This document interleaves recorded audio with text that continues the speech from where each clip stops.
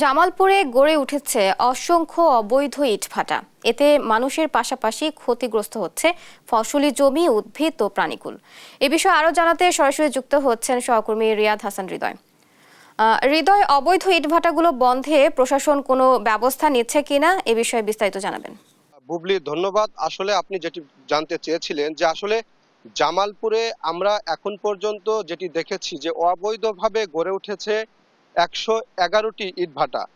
মোট ইটভাটা ১২৩টির মধ্যে ১২টি নিবন্ধন থাকলেও এই ১১১টি ইটভাটা কিন্তু তাদের ইচ্ছে মতো ইট তৈরি করছে।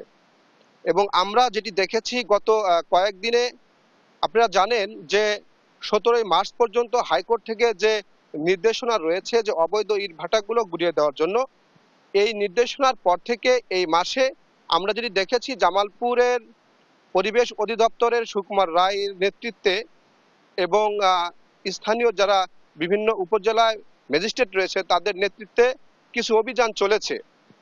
এবং এই অভিযানগুলো আমরা যেটি দেখেছি, এই অবৈধ ইট ভাটাগুলোতে যে অভিযানগুলো তারা চালিয়েছে, মোট ১৪টি ইট ভাটায় তারা অবৈধ ইট ভাটাগুলোতে অভিযান চালিয়ে তারা ১৯ লক্ষ টাকা মোট জরিমানা করেছে। এবং এই জরিমানাগুলোর মধ্যে আমরা যেটি দেখেছি, কিছু কিছু ইট ভাটায় তারা নিষেধ করেছিল যে কোনোভাবে যেন আর ইট তৈরি না হয়। তবে আসলে পরবর্তীতে আমরা যেটি দেখেছি যে তাদের যে নির্দেশনা এটি মানা হচ্ছে না।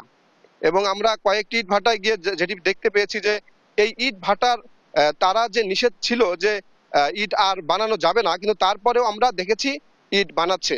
এবং একটু বলে দেই যে মূলত এই ইট ভাটাগুলো চলার কারণে স্থানীয় যে সকল নাগরিক রয়েছে তারা যেটি বলছে যে ইট ভাটা চলার কারণে রাস্তাঘাটে ইটের যে মাটিগুলো নিয়ে আসার জন্য যে গাড়ি বহন করে তারা, সেই গাড়ির কারণে আমরা দেখেছি যে তারা বলেছে যে বালু এবং পর্যাপ্ত পরিমাণে এই গাড়িগুলোর কারণে, বালু ওড়ার কারণে পরিবেশের অনেক ক্ষতি হচ্ছে। পাশাপাশি ইট ভাটায় যে ধোঁয়া, এই ধোঁয়ার কারণেও কিন্তু আবাদি জমি সহ পাশের যে পরিবেশ রয়েছে সেই পরিবেশের অনেকটাই ক্ষতি হচ্ছে বলে আমরা দেখতে পেরেছি।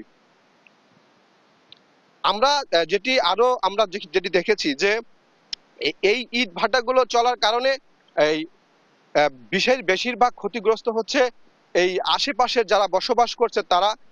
অনেকেই বলছে যে আবাদি জমি, ফসলেও কিন্তু অনেক ক্ষতিগ্রস্ত হচ্ছে। আর প্রশাসন যেটি বলেছে, আমরা কথা বলেছিলাম পরিবেশ অধিদপ্তরের সহকারী পরিচালক সুকুমার রায়ের সাথে। তিনি যেটি বলেছেন যে আমরা যে অভিযানগুলো চলছে এটি সামনে আরো অব্যাহত থাকবে এবং এই অবৈধ ইটভাটার বিরুদ্ধে তাদের যে অভিযান সেটি তারা চালিয়ে যাবে।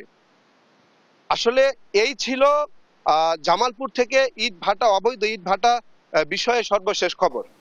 হৃদয়, আপনাকে ধন্যবাদ। দর্শক, জামালপুর থেকে সরাসরি যুক্ত ছিলেন সহকর্মী হৃদয়।